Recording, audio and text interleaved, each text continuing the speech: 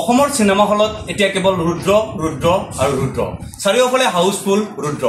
ঠিক তেনেকে আমাৰ নলবাৰীও ব্যতিক্ৰম নহয় নলবাৰী যি চতুৰ মহাৰাজ চিনেমা হল এই চিনেমা হলতো ৰুদ্ৰ হাউচফুল হৈ পৰিছে আৰু আমাৰ ভাল লগা বিষয়টো হৈছে যে আজি ৰবিদা চতুৰ মহাৰাজ চিনেমা হললৈ আহি এই ৰুদ্ৰৰ যি প্ৰচাৰ এই প্ৰচাৰৰ লগত তেখেত আমাৰ লগত সম্পৃক্ত হৈছে ৰবিদা আজি নলবাৰীৰ বাবে আসলে এক আনন্দৰ খবৰ নলবাৰীৰ যিখিনি দৰ্শক সেই দৰ্শকসকলে আপোনাক চিনেমাৰ পৰ্দাত সদায় চাই আছে কিন্তু আজি তেখেতসকলে আপোনাক প্ৰত্যক্ষভাৱে দেখাৰ এটা সুযোগ পাইছে কি ক'ব আপুনি না মোক প্ৰত্যক্ষভাৱে দেখাৰ সুযোগ তেনেকৈ বহুত পাইছে মই নলবাৰী আহি থাকোঁ আৰু মানুহখিনিৰ লগত মই য'তেই লগ পাওঁ তাত যদি ক'ৰবাত নলবাৰী ল'ৰা বুলি কয় মই লগে লগে তাক বিশেষভাৱে মাত দিব পাৰোঁ পেলাই তাৰপিছত মোৰ জেগাৰ ল'ৰা বুলি কৈ এটা তাক মই তাকো উৎসাহ দিওঁ আৰু মোৰো মনটো ভাল লাগে আৰু চতুৰ মহাৰাজ হলটো খোলাৰ কাৰণে এতিয়া দৰ্শকে হল এটা পাইছে মোৰ সেইটো আটাইতকৈ বিৰাট সুবিধা হোৱা কথা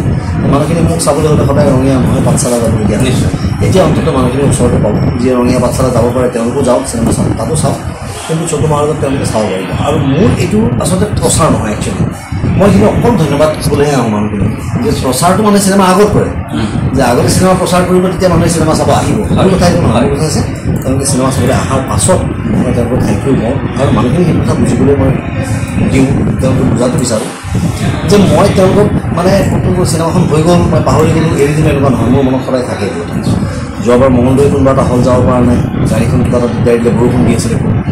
গতিকে এইবাৰ গৈছোঁ এইবাৰ তেওঁলোকক কৈছোঁ যে মই যোৱাবাৰ আহিব নোৱাৰাৰ কাৰণে মই খাব বিচাৰিছোঁ আগৰবাৰ পাঠশালা হলতে যাম বুলি ভাবিছিলোঁ এবাৰ গ'লোঁ কিন্তু আমি বাকী হাজাৰ হাজাৰ হলকেইটা যাব নোৱাৰিলোঁ তাত যাম এইবাৰ গতিকে মোৰ কেৱল মানুহখিনিক হলত এইটো কথা ক'বলৈ মন যায় যে আপোনালোকে যদি চালে তাৰ কাৰণে মই কিমান কৃতজ্ঞ তেওঁলোকৰ ওচৰত আৰু দ্বিতীয় কথা হৈছে যদি এই উৎসাহটো দেখা পাওঁ মানুহৰ যেতিয়া হলত নামি যোৱাৰ লগে লগে তেওঁলোকে দৌৰি আহি মোক সাৱটি ধৰে মৰম কৰে এতিয়া এনেকুৱা এটা উৎসাহ পাওঁ যে এতিয়া কালি ৰাতি আমি 1:30 বজাত শুইছোঁ শুই উঠি এইটো ৰুমতে আছোঁ মই শুই উঠি ৰাতিপুৱা আগে মই এক্সাৰচাইজ কৰিছোঁ ভাগৰ লাগে বাকী চবে শুই আছে কৈছে কেনেকৈ এক্সাৰচাইজ কৰে ৰাতিপুৱা সময় কালি দেখোন 1:30 বাজিছে ৰাতি শুওঁ মই কওঁ তেতিয়া মোক এই মানুহখিনিৰ জোৰটোৱে মোক কামত আহে মানুহখিনি যে মোক কয় ভাল পাওঁ বুলি সেইটো কামত আহে আৰু ৰবিদাৰ এই দুটা গুণে সঁচাকৈ ভাল লাগে আৰু ৰবিদাই যদিও ষ্টাৰ অভিনেতা আমি ৰবিদাক শৈশৱৰ পৰা দেখি আহিছোঁ কিন্তু তেখেতে কেতিয়াও নিজকে ষ্টাৰ বুলি নাভাবে সাধাৰণ মানুহৰ লগত তেখেতে সাধাৰণভাৱে থাকিব বিচাৰে আৰু তাৰ লগতে ৰবিদাৰ অলপতে মই এটা সাক্ষাৎকাৰত চালোঁ যে ৰবিদাই এটা খুব সুন্দৰ কথা কৈছে যে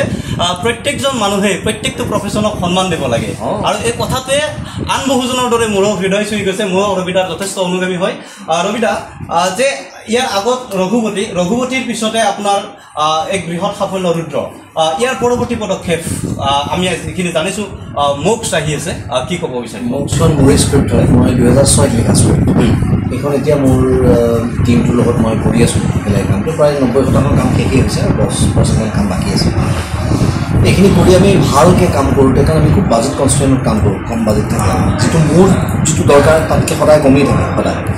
এইবাৰো অলপ কম আছে কিন্তু মোৰ বিশ্বাস যে দৰ্শকসকলে যেতিয়া হলত এখন ছবি দেখিব তেওঁলোকে এই ধৰণে মোক এটা ব্যৱসায়িক সফলতা দিব যে মই সেই প্ৰডিউচাৰজনৰ লছটো মই মেকআপ কৰিব পাৰিম গতিকে নেক্সট মক্সৰ পৰিকল্পনা তাৰপিছত আৰু 2-3খন ছবিৰ মই কথা পাতি আছোঁ এতিয়া ফাইনেল সুব্ৰত কাকতিৰ লগত আৰু এখন ছবি কৰিম নৱেম্বৰ ডিচেম্বৰ মানত সেইখন অলপমান আমাৰ আৰু ব্যয়বহুল প্লানিং এটা থাকিব গতিকে সূৰ্যকুমাৰৰ পিছত সুব্ৰতৰ লগত মই এতিয়াই কাম কৰিম সেইটো কাৰণে প্লানিং আছে মুঠতে মই কোৱালিটি কম্প্ৰমাইজ নকৰোঁ মই মানুহখিনিক হলতে যিখিনি মানুহ আহিব তেওঁলোকক ভাল ভাল কাম দিছোঁ আমি এই মুহূৰ্তত ৰবিদাক অত্যন্ত ধন্যবাদ জনাইছোঁ আচলতে ৰবিদা অতি ব্যস্ত মানুহ কিন্তু এই মুহূৰ্তত ৰবিদাক আচলতে মই নক'লে নহ'ব যে ভাইমন দা চিনেমাখনৰ জৰিয়তে আচলতে মই ৰবিদাৰ যি চিনেমা জগতৰ যিটো এণ্ট্ৰি সেইটো মই খুব ভালকৈ মানে অনুভৱ কৰিব পাৰিছোঁ তেখেতে যে ইয়াৰ আগত যে আচলতে যি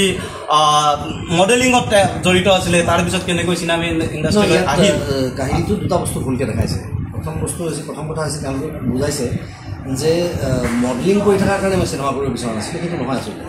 মডেলিংটো মোৰ পাৰ্ট টাইম কাম আছিলে চিনেমাখনটো মই কৰিবই বিচৰা নাছিলোঁ কাৰণ মই আচলতে CDS আৰু ACSৰ কাৰণে প্ৰিপেৰেশ্যন কৰি আছিলোঁ মোৰ আছিলে আৰ্ম ফ'ৰ্চেছ জইন কৰা হয় মিলিটাৰী নহয় পুলিচ ফ'ৰ্চ সেইটোৰ কাৰণেহে আচলতে কৰা নাছিল সেইটো এটা ভুলকৈ দেখুৱাইছে আৰু দ্বিতীয় কথা হৈছে মই এক্সাৰচাইজ কৰি থকা মাজত গাখীৰ কেতিয়াও খোৱা নাই ঠিক আছে আমি ৰবিদাক ধন্যবাদ জ্ঞাপন কৰিছোঁ আৰু আমি আশা কৰিছোঁ সকলোৱে যিসকলে চোৱা নাই ৰুদ্ৰ তেওঁলোকে আহক আৰু ৰুদ্ৰ চাওক আৰু অসমীয়া চিনেমাৰ যি জয়যাত্ৰা এই জয়যাত্ৰা অক্ষুণ্ণ থাকক আৰু ৰবিদাৰ লগতে ৰুদ্ৰৰ প্ৰতিজন সদস্য মেম্বাৰলৈ আমি আমাৰ তৰফৰ পৰা আন্তৰিক শুভেচ্ছা জনাইছোঁ, অভিনন্দন জনাইছোঁ। আৰু এই মুহূৰ্তত আমি ৰবিদালৈ